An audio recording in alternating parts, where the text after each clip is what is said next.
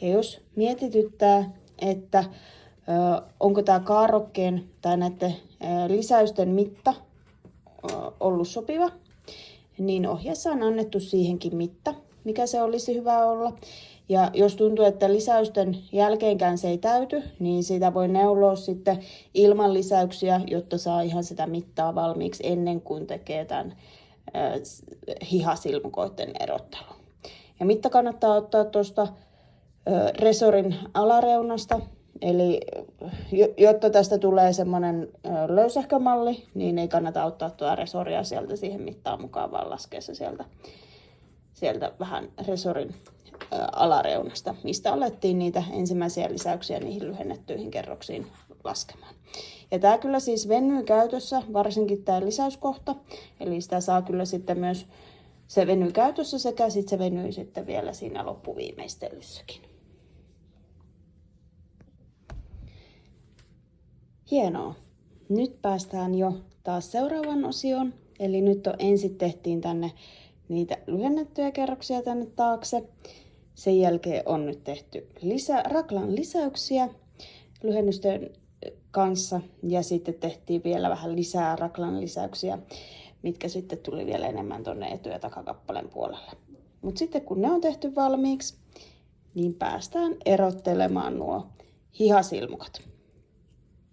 Eli se tarkoittaa nyt näitä, mitkä on se pienempi osio siellä niiden silmukkamerkkien välissä. Ja voi tarkastaa sen silmukkamäärän siitä ohjeesta. Mulla on täällä tämmöisiä vähän niin kuin silikonikaapeleita, joihin sitten laitetaan nuo silmukat. Ne voi laittaa myös tavalliselle langalle sillä aikaa lepäämään. Eli neulotaan nyt tonne, nyt se lähti irti tuolta keskeltä takaa.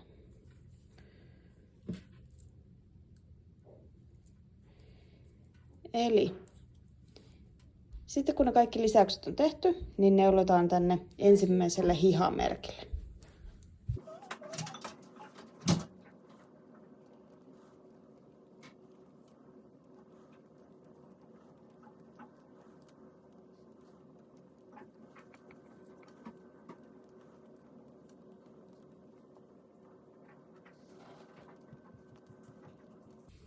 Noin. Ja sitten ohjeessa lukee PM, eli poistetaan merkki. Sitä ei nyt hetkeen tarvita. Ja sen jälkeen laitetaan nämä kaikki noiden kahden merkin välissä olevat silmukat niin apulangalle. Mulla on tässä nyt tosiaan tämmönen vähän niin kuin kaapeli, jonka saa kiinnitettyä tuohon puikkoon kiinni. Mutta ihan tavallinen lanka käy, johon ne voi pujottaa vaikka neulalla ja langalla tai sitten vähän niin kuin osittain neuloa sinne kiinni. Tärkeintä on, että tässä välissä sitten kun neuloo helmaa, niin tämä vartalo-osuutta, niin että ne hihasilmukat ei lähde purkaantumaan.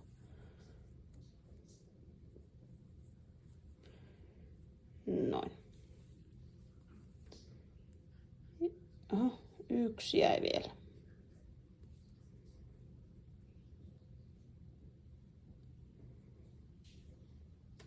Noin, ja sitten voidaan poistaa myös toinen. Ja tässä oli nyt ne kaikki hihasilmukat. Sen jälkeen siis se toinen hiha. Ja nyt tämän jälkeen tehdään tähän uusia silmukoita. Siellä ohjeessa lukee se määrä, kuinka paljon tehdään.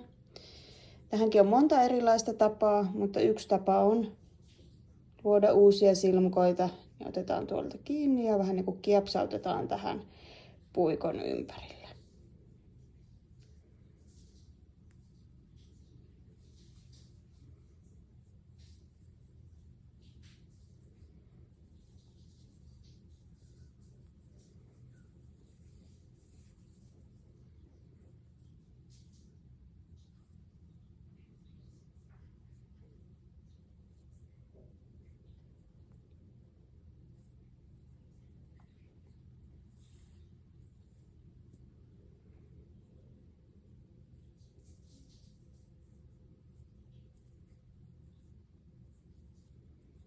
Noin.